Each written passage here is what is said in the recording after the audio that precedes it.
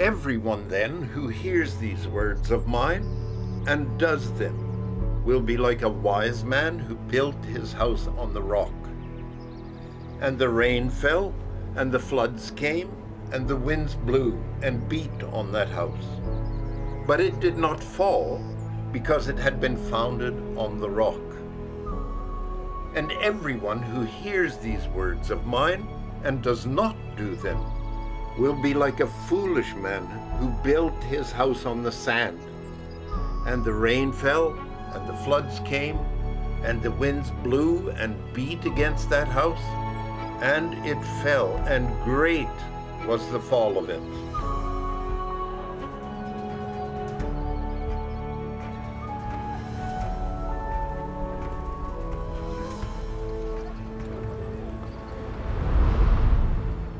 Talk about a strong conclusion.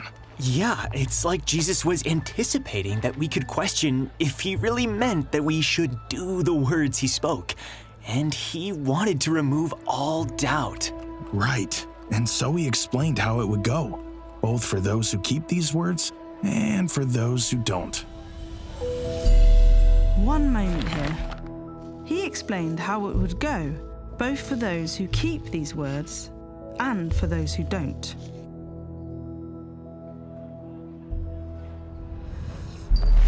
He couldn't have spoken more plainly, and he wasn't debating with the Pharisees here. When we might think he was going to great lengths to make a point, he was speaking to us disciples. True. We were there to learn from him and follow him. In a way, this sermon was probably the greatest gift he could give us. But I have to admit that even though he was so clear in his conclusion, it took time for me to believe that I could follow these words myself. But you did come to faith. Yes, I did. We've spoken about this a number of times now. When he left us a few weeks ago, he promised that we will receive power when the Holy Spirit comes upon us. I'm convinced that through this power, I will absolutely be able to do what we heard on the mountain. I'm convinced that through this power, I will absolutely be able to do what we heard on that mountain.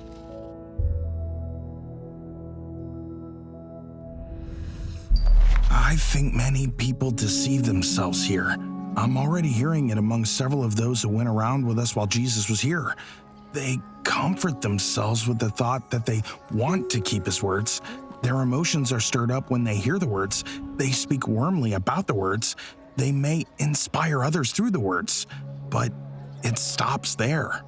They don't actually follow the words. Exactly. What counts is what is actually done, lived, and implemented. Jesus couldn't possibly have said it more clearly, and I think that really everyone is aware of their own condition here. You think so? How? We all meet reality. We're all tested. Jesus said the rains fell. This isn't just once in our lives. Those who build on the sand have probably experienced multiple times over that their building crumbles.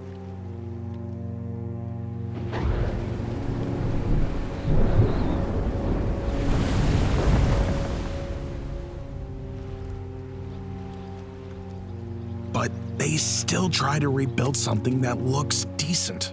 And above ground, houses can look quite similar. So if the exterior appears in order, they're satisfied. Right, and no one sees the foundation work. That reminds me of the parable Jesus told us about the wise and foolish virgins. The foolish must have known that they didn't have much oil, but they didn't do anything about it.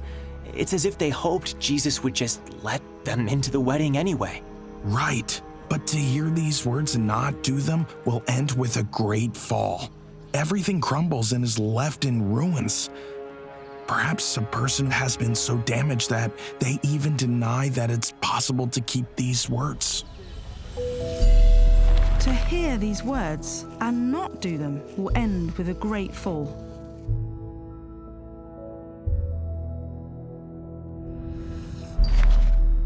But just as those who build on sand know that living like that doesn't stand, we who build on the rock know that such building does. come storm and tempest. Yes, because we have done what Jesus exhorted us to, repented and said goodbye to this world. What matters to us isn't how things appear and are perceived by other people, but instead that we personally keep His word. Throughout our lives, we'll experience that our building stands when the rain comes.